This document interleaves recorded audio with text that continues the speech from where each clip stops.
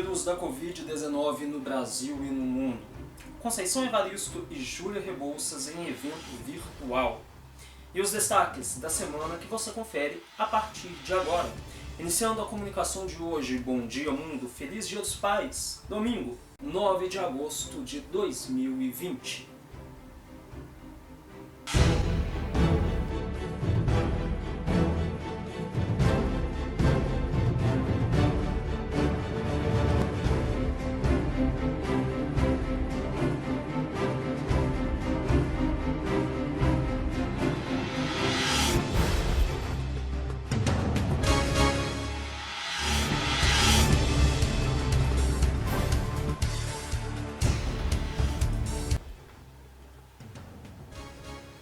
Bom dia!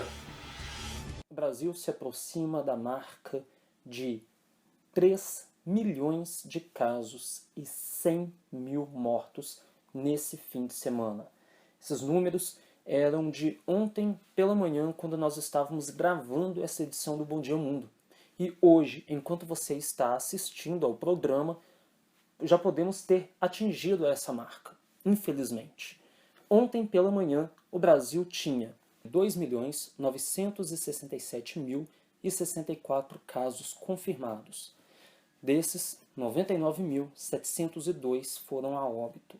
Para se ter noção da gravidade da situação, nas últimas semanas o Bom Dia Mundo traçou um comparativo entre o Brasil e outros países com mais ou menos casos, para a gente ter uma noção do que está acontecendo.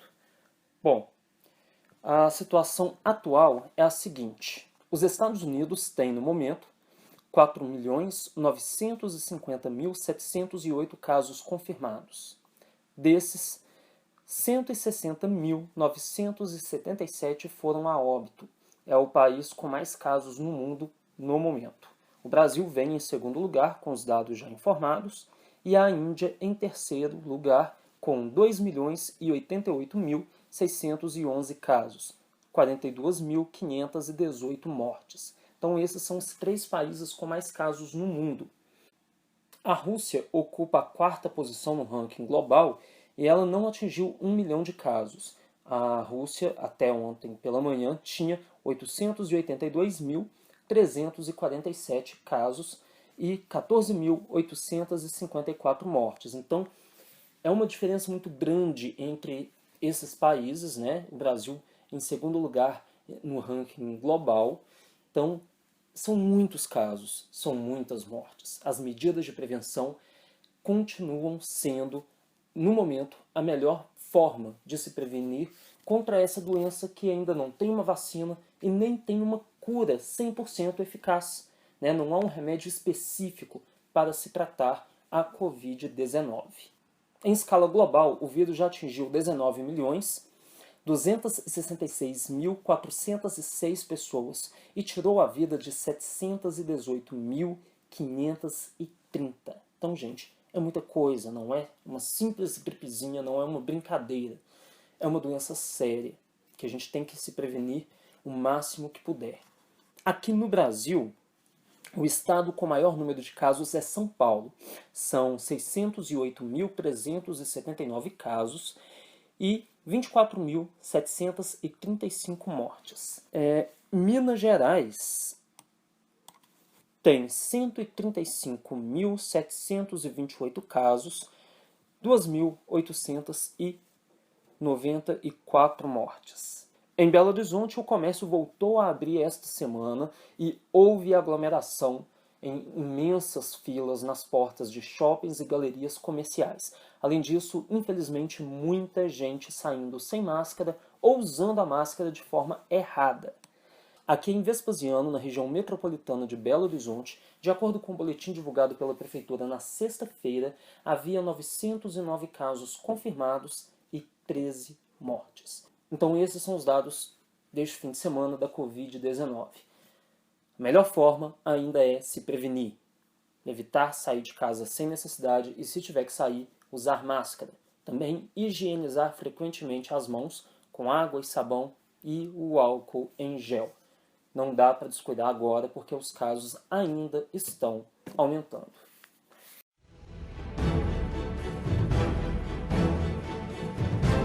Confira agora a previsão do tempo com o repórter Gustavo Vieira. Para você que gosta de um friozinho, vamos começar a semana com temperaturas amenas em todo o estado. Neste domingo, a temperatura em Belo Horizonte chega a 24 graus de máxima e mínima de 13 graus, com umidade relativa do ar variando entre 37% a 85% e a velocidade dos ventos marcando 8 km por hora. Já em Vespasiana, a temperatura máxima chega a 26 graus e a mínima gira em torno dos 12 graus. Já a umidade relativa do ar fica entre 37% e 94%, o vento podendo chegar em média até 7 km por hora. Em Esmeraldas, vamos ter a temperatura mínima de 13 graus e a máxima podendo chegar a 23. Já a umidade relativa do ar fica entre 44% e 86%, e os ventos podem chegar em até 8 km por hora. Em todo o estado, durante a semana, predomina o sol e o tempo seco, então há previsão de pancadas de chuva.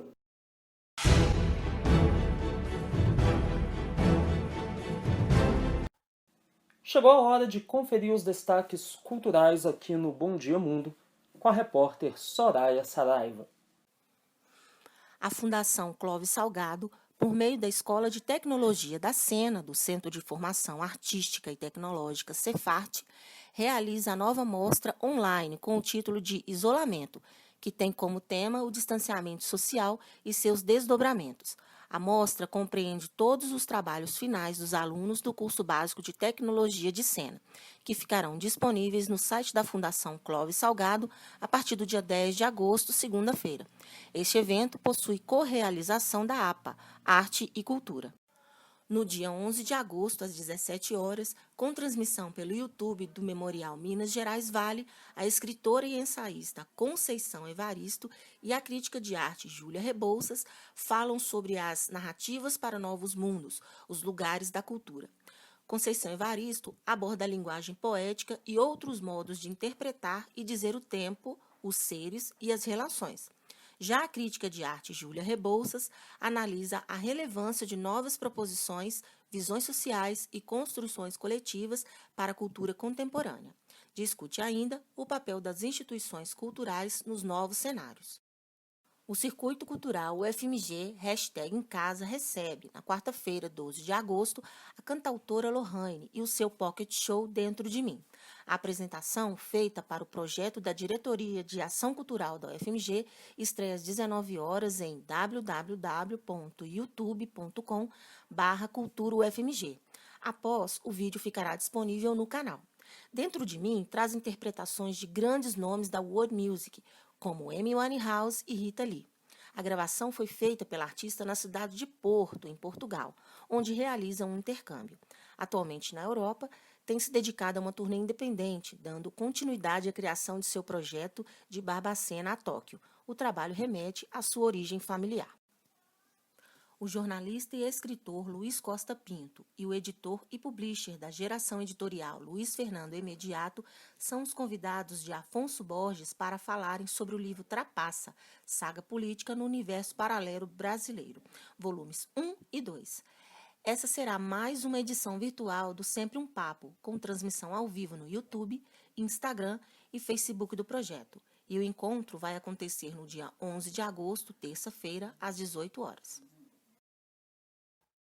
Então, e olha só, começou na última sexta-feira a mostra Expressionismo Alemão no Cine Humberto Mauro. Como o espaço está fechado por causa da pandemia, a mostra é realizada de maneira online. Os filmes são disponibilizados no YouTube da Fundação Clóvis Salgado.